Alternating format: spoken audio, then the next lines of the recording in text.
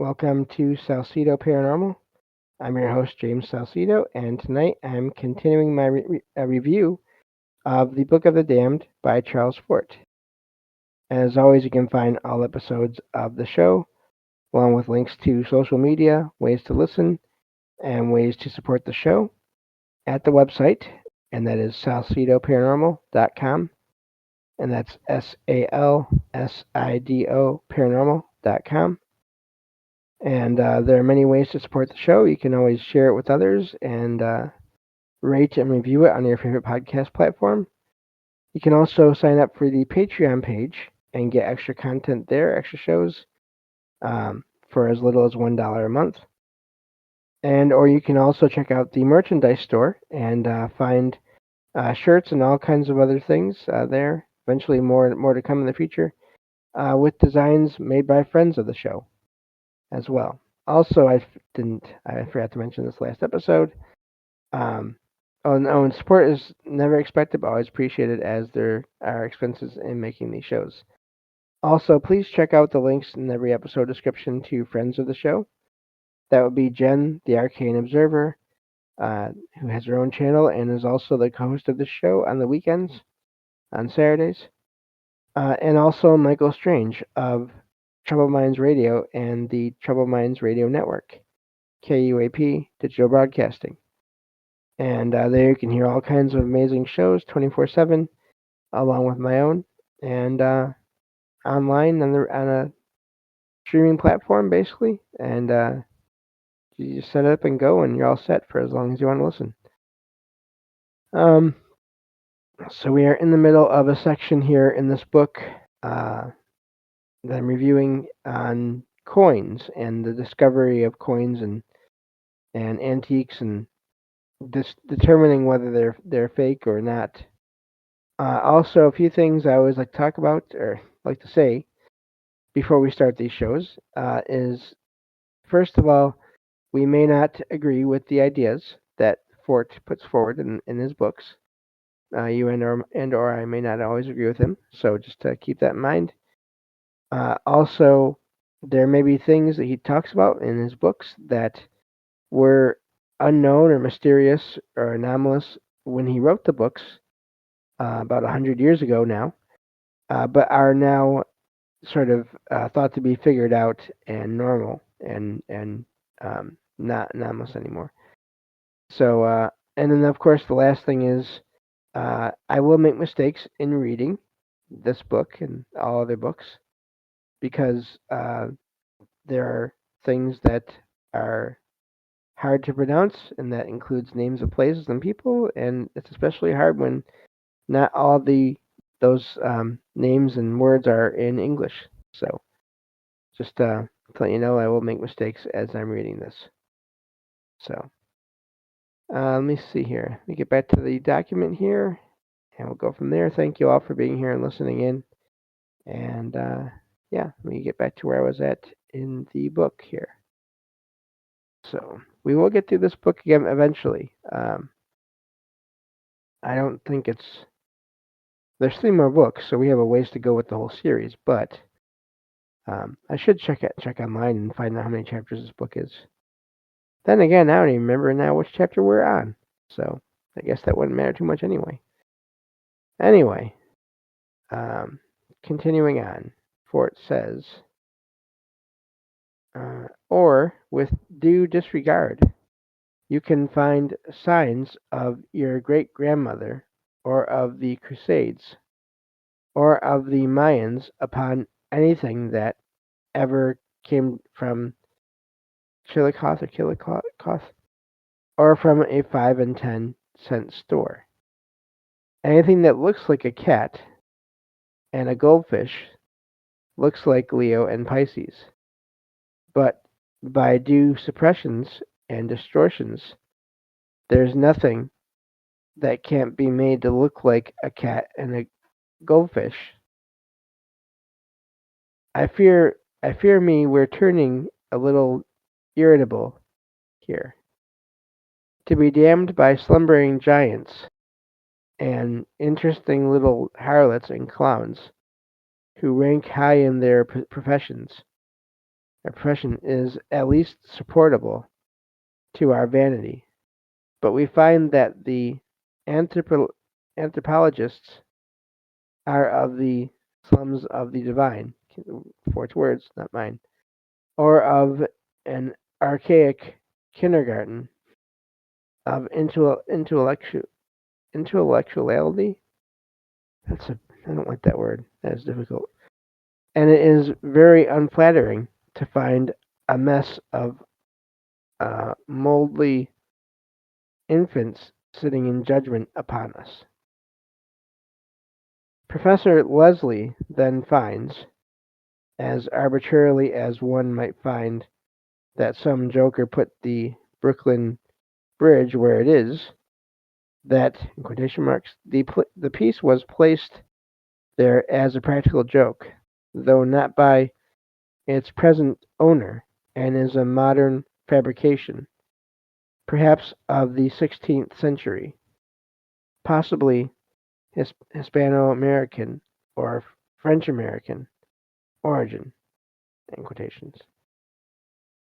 Its sheer brutal attempt to assimilate a thing that may or may not have fallen from the sky with phenomena emitted by the anthropologic system, or with the early French or Spanish explorers of Illinois, though it is uh, ridiculous in a positive sense to give reasons, it is more acceptable to attempt reasons more nearly real than opposing reasons. Of course, in his favor, we note that Professor Leslie qualifies his notions, but his disregards are that there is nothing either French or Spanish about this coin. A legend upon it is said to be, quotation marks, somewhere between Arabic and Phoenician without being either, in quotations. Professor Winchell, in parentheses, sparks from a geologist's hammer, page 170, in parentheses, says of the crude designs upon this coin, which was in his possession, scrawls of an animal and of a warrior, or of a cat and a goldfish, whichever be convenient, that they had been neither stamped nor engraved, but looked as if etched with an acid. That is a method unknown in numismatics of this earth. As to the crudity of design upon this coin, and something else, that though the warrior may be, by due disregards, either a cat or a goldfish, we have to note that his headdress is typical of the American Indian. Could be explained, of course, but for fear that we might be instantly translated to the positive absolute, which may not be absolutely desirable, we prefer to have some flaws or negativeness in our own expressions. So let me just check on something because I saw a. Okay. Hello, Gaston. I see you there in chat. Thank you for being here. Uh, Continuing on. Data of more than the thrice accursed. Tablets of stone with the 10 Commandments engraved upon them in Hebrew, said to have been found in mounds in the United States. Masonic emblems said to have been found in mounds in the United States. We're upon the borderline of our acceptances, and we're amorphous in the uncertainties and mergings of our outline. Conventionally, or with no real reason for so doing, we exclude these things, and then, as grossly and arbitrarily and irrationally, though our attempt is always to approximate away from these negative states, as ever a Kepler, Newton, or Darwin made his selections, without which he could not have seemed to be at all, because every one of them is now seen to be an illusion. We accept that other lettered things have been found in mounds in the United States. Of course, we do what we can to make the selection seem not gross and arbitrary and irrational. Then, if we accept the inscribed things of ancient origin have been found in the United States, that cannot be attributed to any race uh, indigenous to the Western Hemisphere, that are not in any language ever heard of in the Eastern Hemisphere. There's nothing to it but to turn non-Euclidean and try to conceive of a third hemisphere, in quotation marks there, or to accept that there has been intercourse between the Western Hemisphere and some other world. But there is a peculiarity to these inscribed objects. They remind me of the records left by Sir John Franklin in the Arctic,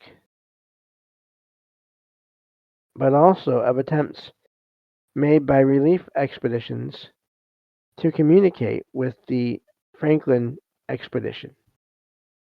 The lost explorers cached their records or concealed them conspicuously in mounds. The relief expedition sent up balloons from which messages were dropped uh, broadcast.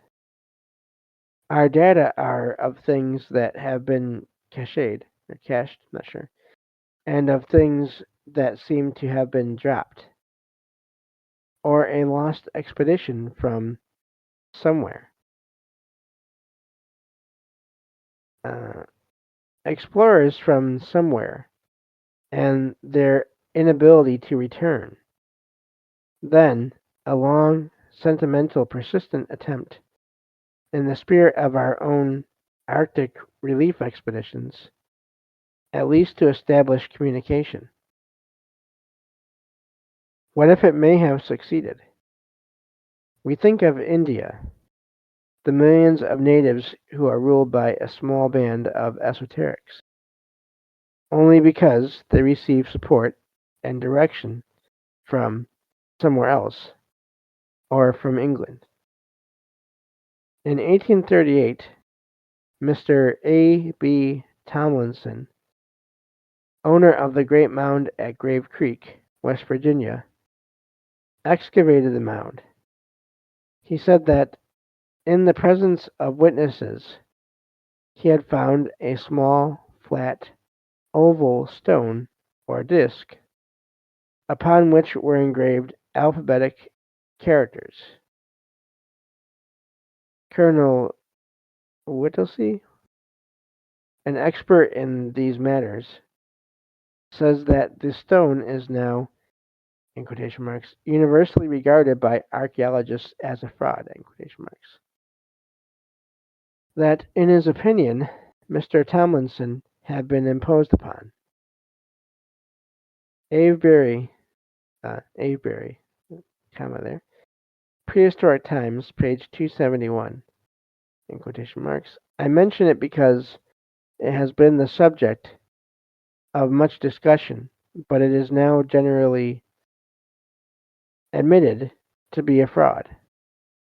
It is inscribed with Hebrew characters, but the forger has copied the modern instead of the ancient form of the letters. As I in quotation marks, as I have said, We're as irritable here, under the oppression of the anthropologists, as ever were slaves in the South toward superiorities from poor, in quotation marks, poor white trash, and close to quotation marks. Again, Fort's words, not mine. When we finally reverse our relative positions,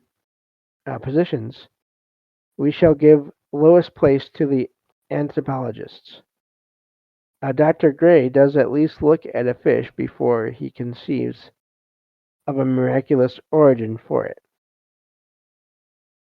We shall have to submerge Lord Avebury far below him. If we accept that the stone from Grave Creek is generally regarded as a fraud by eminent authorities who did not know it from some other object, or, in general, that so decided an opinion must be the product of either deliberate disregard or ignorance, or fatigue. The stone belongs to a class of phenomena that is repulsive to the system. It will not assimilate with the system. Let such an object be heard of by such a systematist as Avebury, and the mere mention of it is as nearly certainly the stimulus to a conventional reaction as is a charged body to an electroscope, or a glass of beer to a prohibitionist. It is of the ideals of science to know one object from another before expressing an opinion upon a thing, but that is not the spirit of universal mechanics.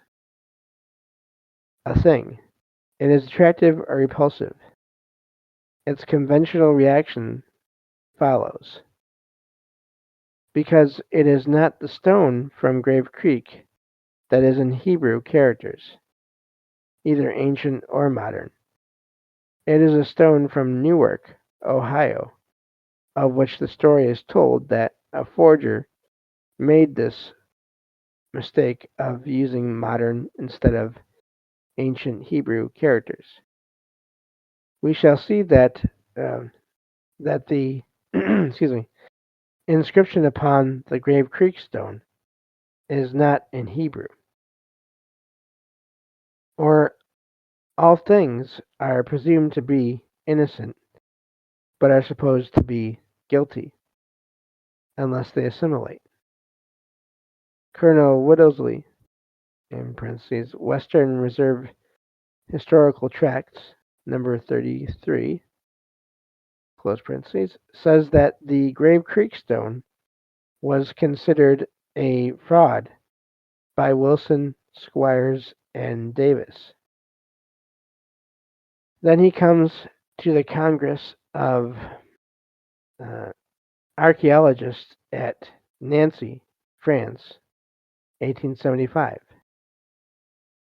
It is hard for Colonel Whittlesley to admit that at this meeting, which sounds important, the stone was endorsed. He reminds us of Mr. Simmons, and the man who considered that he saw something. Colonel Whittlesey's somewhat tortuous expression is that the finder of the stone so imposed his views upon the Congress that it pronounced the stone genuine. Also, the stone was examined by Schoolcraft. He gave his opinion for genuineness. Or there's only one process, and the seesaw is, one of its aspects. 3 or 4 fat experts on the side against us. We find 4 or 5 plump ones on our side. Or all that we call logic and reasoning ends up as sheer preponderance of, oh, wow, Avoir, see, this must be a French word. AVOIRDUPOIS. Then several philologists came out in favor of genuineness. Some of them translated the inscription. Of course, as we have said, it is our method, or the method of orthodoxy, way in which all conclusions are reached, to have some awfully eminent or preponderantly, that's quite the word too, uh, plump authorities with us whenever, uh, whenever we can. In this case, however, or whenever we can. In this case, however, we feel just a little apprehensive in being caught in such excellently obese but somewhat negativized company. Translation by M. Jombard, in quotation marks. Thy orders are laws. Thou shinest in impetuous elan and rapid chamois, in quotation marks. Again, these are translations of these characters on this stone, I believe it was. M. Maurice Schwab, his translation. The chief of emigration who reached these places, or this island, has fixed these characters forever. Let's see how much more of this. Okay, so there's one more. M. Oppert, in quotation marks. The grave of one who was assassinated here. May God, to revenge him, strike his murderer, cutting off the hand of his existence, in quotation marks. So just real quick here, the next paragraph is pretty long. These are all translations of the same characters on the same stone. If you look at these, listen to these again, this is they all seem kind of different, and that really is amazing. Let me check on how long this next paragraph is. Okay, not too bad. I think it says, I like the first one best. I have such a vivid impression from it of someone polishing up brass or something in an awful hurry. Of all very good. They are perturbations of one another, I suppose. And so, yeah, we'll leave that there. But yeah, so this has been amazing looking at these different translations of the same item, and just going over all these items that have been found, that Fort has found records of these coins and stones being found. And I do like the examples there given of translations of things and noticing how they're all sort of different. And and again, he's still talking about sort of anomalous or weird objects here, just kind of not quite the same as the first part of the book, which was really about falling rains of various objects. So, but yeah, I'm looking forward to seeing where this goes. And that's all the time we have for this episode. Thank you all for listening. And I will talk to you all next time on Salsidoparanormal. Take care.